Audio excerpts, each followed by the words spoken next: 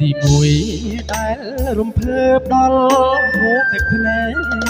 ដើរចូលបន្ទប់ទឹកស្រែសួរថាថ្ងៃស្អែកខ្ញុំរត់ដែរទេក៏ទួលមិនបានពេលកល្យានសុំបញ្ចប់ស្នេហ៍អូនថាអូនមិនចង់ដែរតែពុកម៉ែគាត់អ្នករៀបចំក្តីស្រឡាញ់បងត្របាញ់ឡើងសិតរមតទៅនឹងបេះដូងថ្លើមសួរអូនលែងឲ្យត្រួតលែងឲ្យលាយលំវិជាបណ្ឌិតបងអស់សិនត្រឹមគ្រូបាធំចង់សើចក៏សើចមិនសមធ្ងន់ដូចទូភ្នំស្មុកពេញខួរក្បាលគ្រូបាធំឈរយំចាច់តែនដេ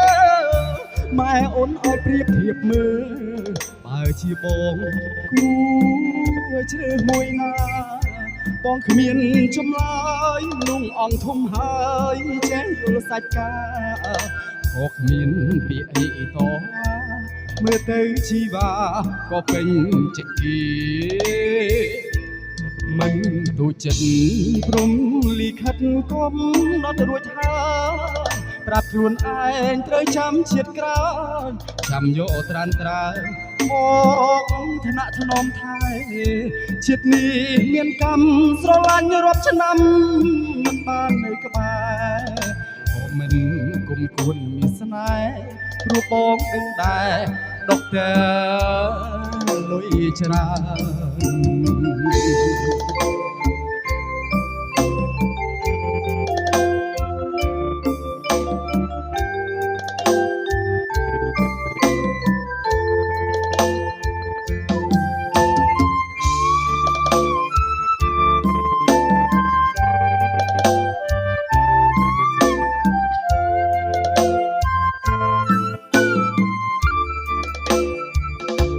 គ្រូបាធំឈរយំចា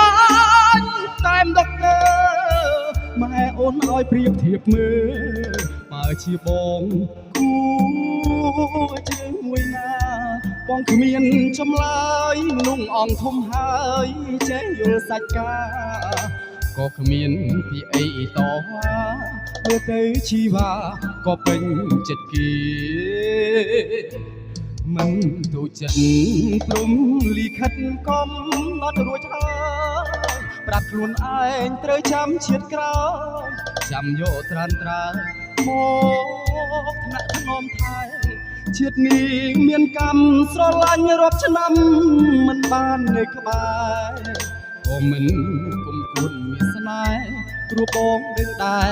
ដុកទ័រលុយច្រើនក៏មិនគុំគួនមានស្នេហ៍ព្រោះបងដឹងដែរដុកទ័រ